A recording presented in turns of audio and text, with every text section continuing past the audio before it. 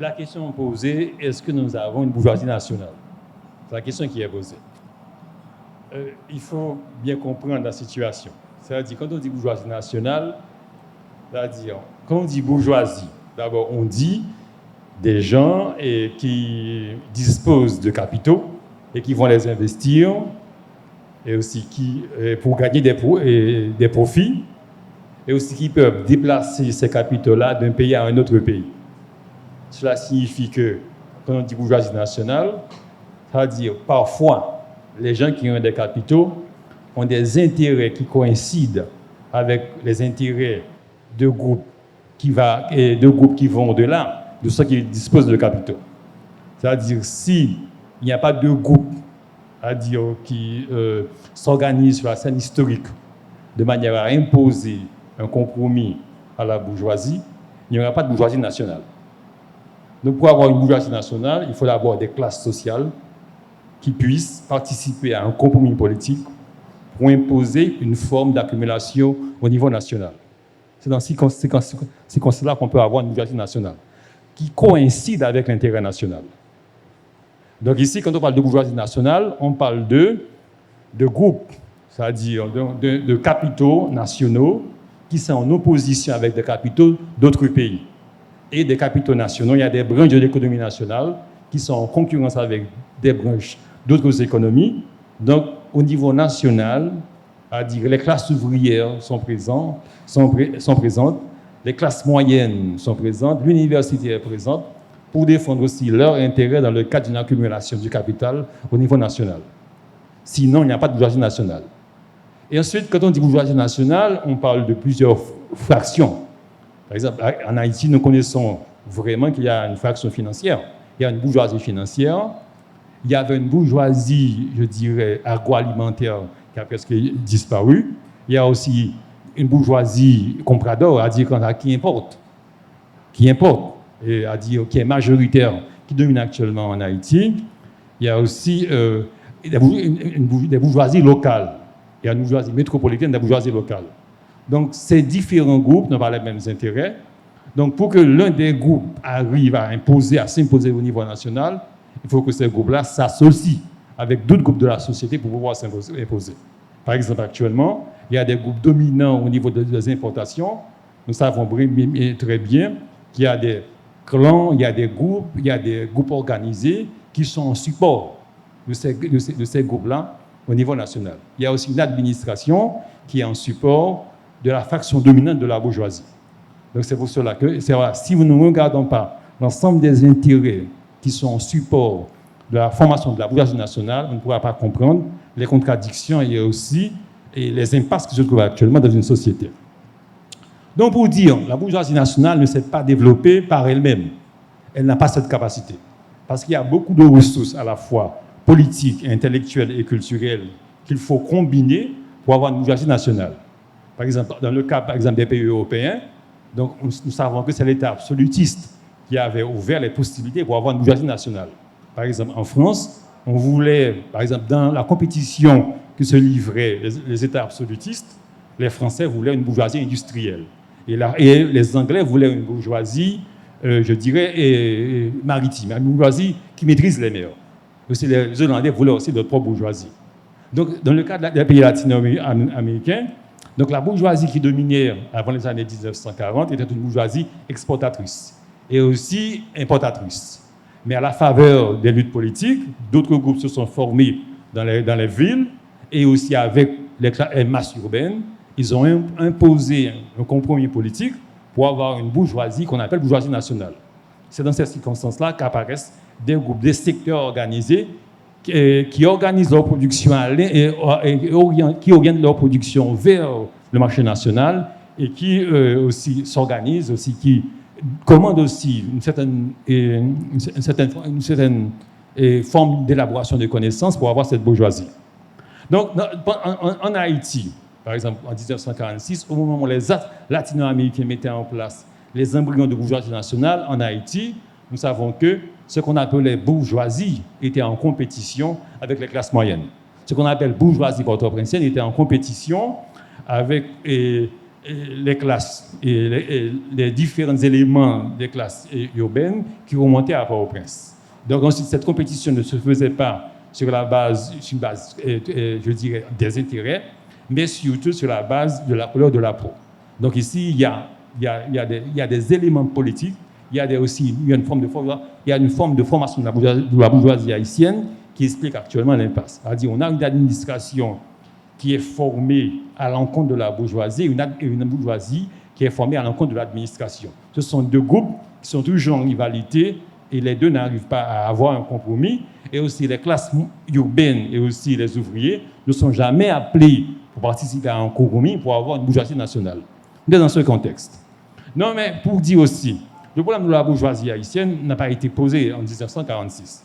Depuis Dessalines, depuis Pétion et Boyer, on a posé le problème de la bourgeoisie.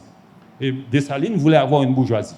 Une bourgeoisie, c'est-à-dire Dessalines voulait que lorsqu'on importait les produits, donc les bateaux devraient rester en mer et ensuite les produits devraient être livrés sur le marché national de manière à ce que ce soit les Haïtiens qui distribuent les produits. Mais nous savons que Pétion ne voulait pas cette approche de la bourgeoisie. Pétion voulait une bourgeoisie et Pétion avait fait des efforts aussi pour développer une marine marchande. Mais Pétion voulait une bourgeoisie avec des étrangers qui s'installaient en Haïti et qui commerçaient. Il voulait avoir une marine marchande. Et aussi, il y a Boyer aussi. Comme ça, dès ce moment-là, le modèle s'est établi. Il y a Boyer aussi, ne voulait pas de la bourgeoisie. On peut prétendre que c'est le modèle de Boyer qui est passé à la postérité.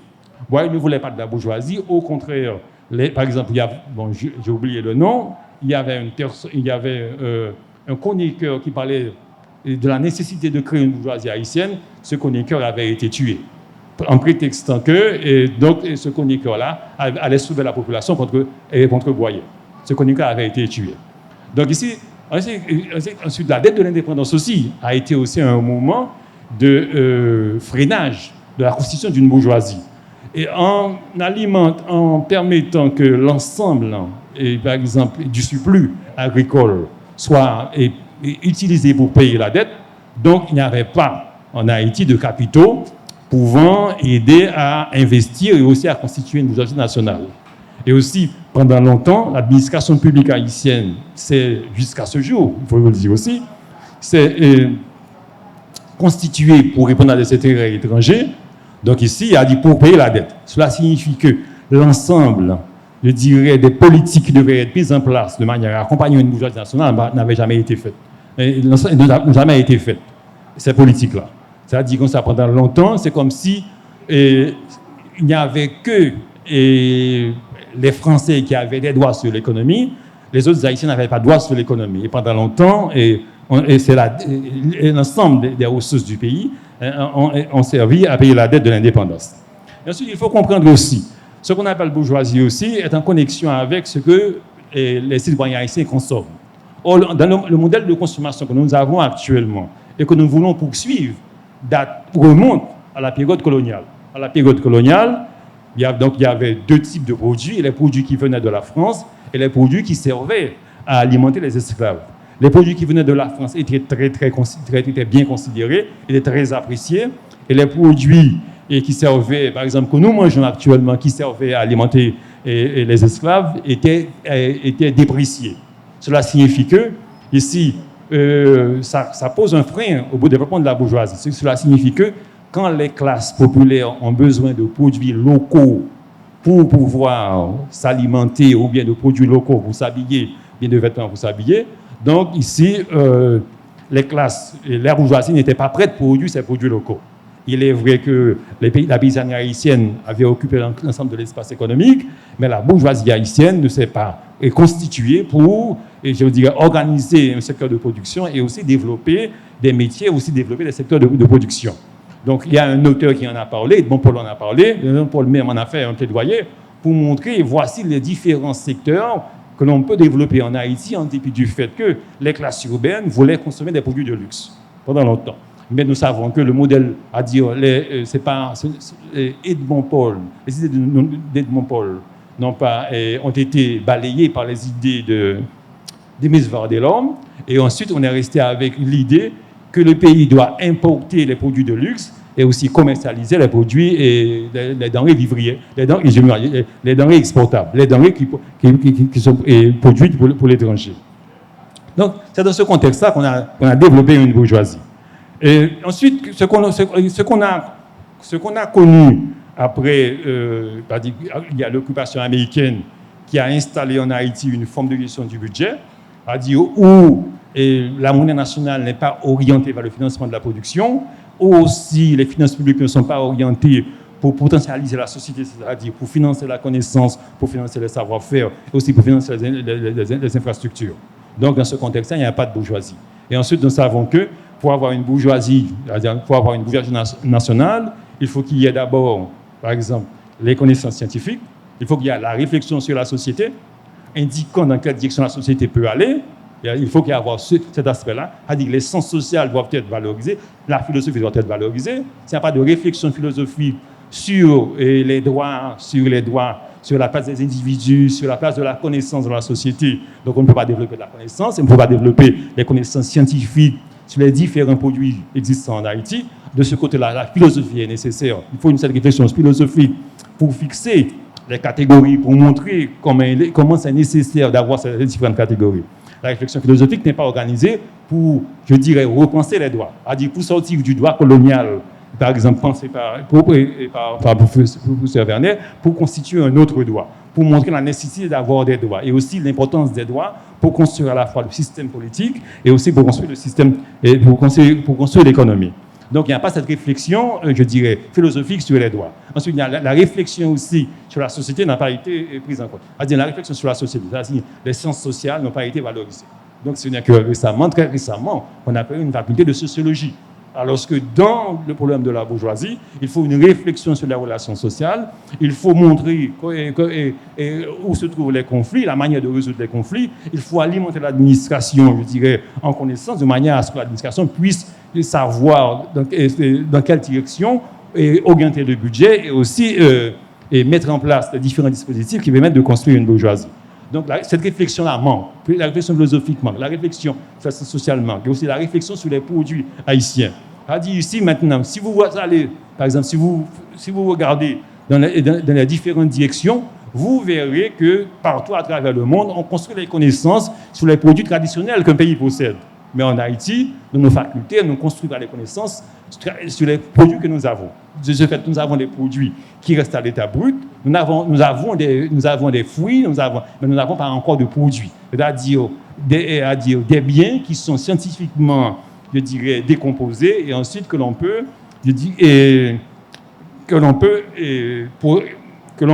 fabriquer à partir d'un processus industriel. Nous n'avons pas ces produits. Donc ici, dans ces conditions, la bourgeoisie ne peut pas se constituer. Ensuite, il y a aussi un autre aspect aussi de la bourgeoisie. La bourgeoisie ne peut pas par elle-même. Il y a un ensemble de biens qu'il faut construire.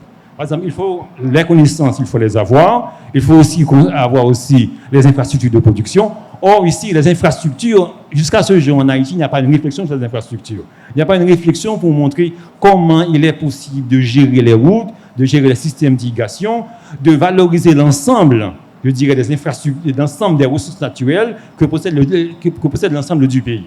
Or, ces réflexions-là, ces ressources naturelles qui auraient contribué à former des bourgeoisies au niveau local et aussi des compétences au niveau local, on n'a pas encore ces réflexions-là. Donc, on n'a pas à dire l'ensemble des dispositifs que l'on devrait avoir pour accompagner l'accumulation sont inexistants dans l'économie haïtienne. Donc ici, dans ce contexte-là, la bourgeoisie ne peut que accaparer ce qu'elle peut accaparer. Donc il n'y a pas un compromis politique qui puisse imposer une forme d'accumulation à la bourgeoisie. Et ensuite, ce que l'on regarde aussi dans le système politique, c'est que nos dirigeants sont plus prompts à mobiliser, par exemple, des personnes désœuvrées au lieu de porter les différents métiers à s'organiser afin de construire un ensemble de groupes d'intérêt pouvant contribuer à la mise en place d'un modèle d'accumulation. Donc, dans ce contexte-là, ici,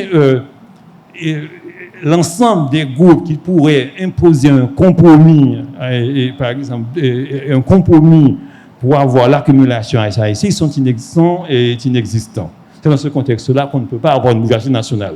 Même quand les intérêts haïtiens sont opposés, même quand les intérêts des autres pays sont opposés aux intérêts haïtiens, donc très peu de groupes les Haïtiens, très peu de groupes constitués en Haïti peuvent je dirais, revendiquer ou peuvent discuter pour montrer l'importance d'avoir un modèle d'accumulation en Haïti et aussi d'avoir une bourgeoisie en Haïti.